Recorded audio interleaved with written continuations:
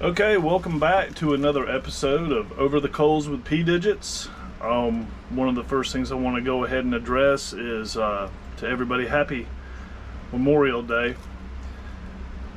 We need to remember what that means. You know, there were a lot of people that did their service for the country,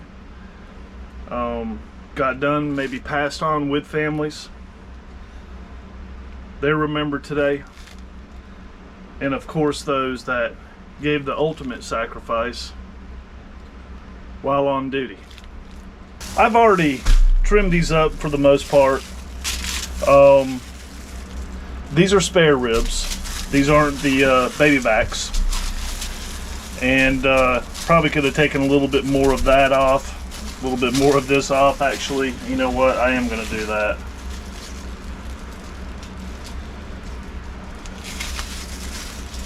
And I've already taken off the meniscus in the back. Now, probably what I'll do in another video coming up in the future, I'll go through the process of taking these things out of the bag, carving them up to how you like them. Yeah, that would have been way too much. That would have never rendered. That won't render either.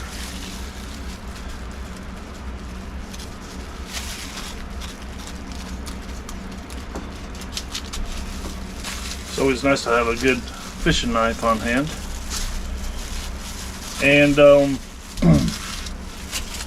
so I've got actually two Weber kettles going. Well, not going just yet. They will be here pretty soon. And I've got them set up the same way. However, a little different with the equipment that I'm using. So I felt like this would be a good test. Also, the Weber in the red will have B&B charcoal briquettes, and the black Weber grill will have Kingsford briquettes in it.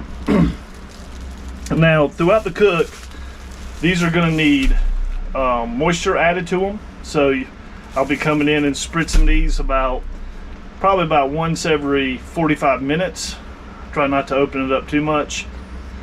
And I'm also going to wrap them up. There's all kind of ways that people cook these things. One's called the 3-2-1 method, and sometimes that 3-2-1 method doesn't necessarily always work. But you can kind of tell when ribs are done, especially when they're flopping over. It's pretty much a good sign that they're done. But we're also going to have the probe in it to double check everything. All right, so now that I've done that, I'm going to go ahead and get the binder, and I'm not going to use olive oil. Oops, should have shaken it first. Always shake the mustard. Always shake the mustard.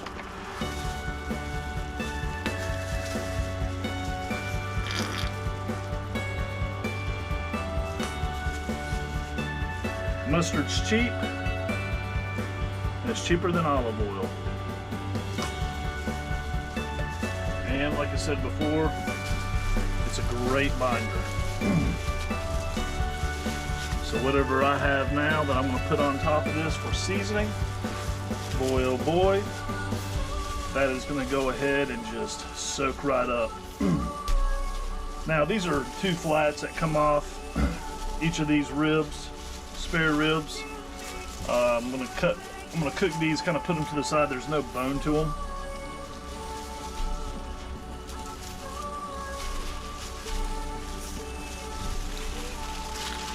Got a furry friend that might like that.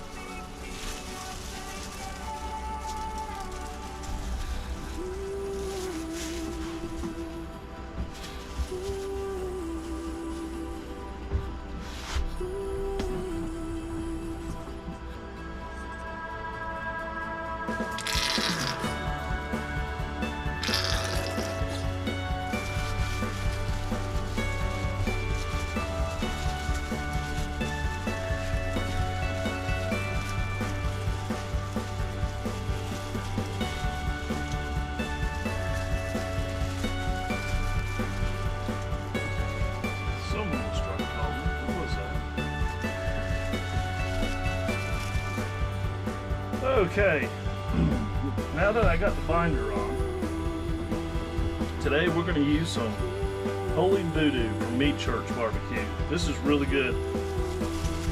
Now, my sauce is going to be pretty sweet. It's going to involve brown sugar.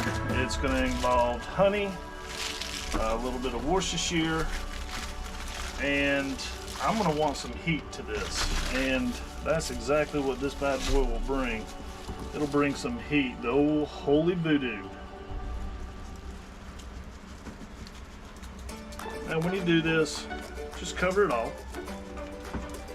It's always good to go higher other than being down here. It'll clump up that way. You'll get a little bit more of an even spread when you go higher.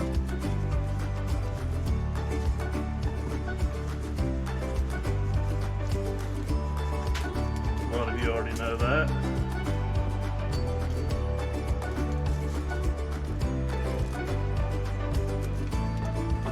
And sometimes one of the things that I do, and I'll do it in the next video just so you can see that process, is after I get done trimming it, I'll put it in buttermilk and hot sauce, and I'll put that in the refrigerator, let it sit overnight. Now we're going to do the same thing.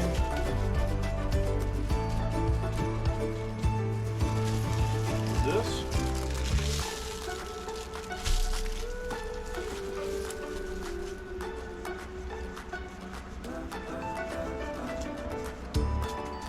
Go ahead and color it up. You know, I hope everybody's having a good time this weekend and enjoying time with your families.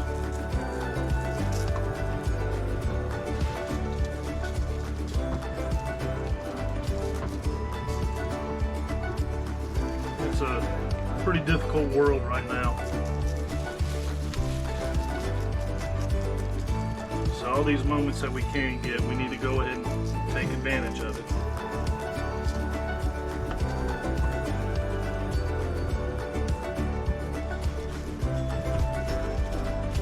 And since I'm going to probably give this to my pal,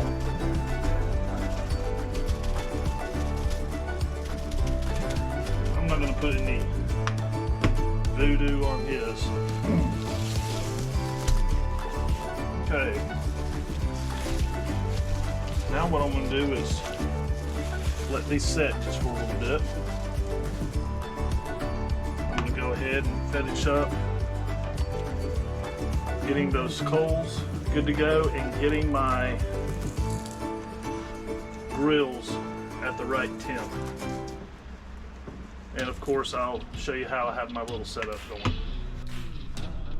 Alright, so here's the red one. I'm going to do the probe out of this one, so I'll have the ambient and the probe in the meat. I'm going to make sure when I close it, the meat's going to be right here on this side, vent's going to be right over it. Got a water reservoir right here that kind of helps giving too much heat off from this plate. Plus it puts a little bit of moisture. Smoke loves water, so smoke on the water, get it onto your meat. Also, I'm using whiskey barrel right here and B&B briquettes. These are really good. I like using those. Gonna go ahead and put the lighted coals right here. It's gonna slowly go across, and after about a few hours of cook time, I'm gonna pull them off and wrap them up, add a little bit more moisture to it, and wrap them up, put them back on here. Now, in the black one, a little bit different. Only got one of those slow ones here. So what I did right here, these are 2 bricks. Wrapped it up in tin foil. Got another tin foil pan. This is filled with water. Same thing, except this one is a Kingsford. And again, I'm gonna add my coals over here when they're lit, and try to go ahead and go from 225 to 250 on my smoke, and it's going to take a little bit, so have a little patience.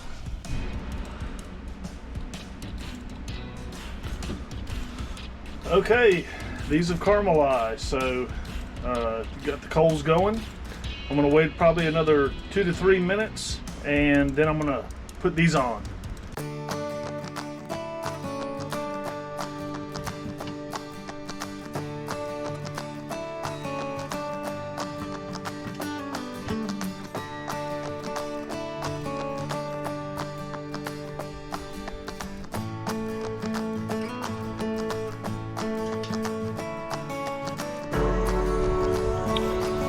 Okay, so I'm 3 hours in. These have been sitting at about 230, 235 for most of the time. And it's right about 152 degrees. I'm gonna go ahead and take these off, wrap them up, add some butter with it, and make sure there's plenty of moisture in there. And I've been using peach cider for both of these. So you always want to go ahead and make sure there's plenty of moisture, especially on the outside. So one thing I do want to show you, this one's already starting to pull. You can see that right there. When you start seeing bones, it's on. Okay, so I'm going to quickly go ahead and get these things with butter, wrap them up. I'm going to put each one back where it was, and then I'm going to let it cook a little bit more. I'm looking for about 190, so I'll probably pull it at, and they hit about 185 degrees. I'm going to pull them back out, and then I'm going to sauce them up.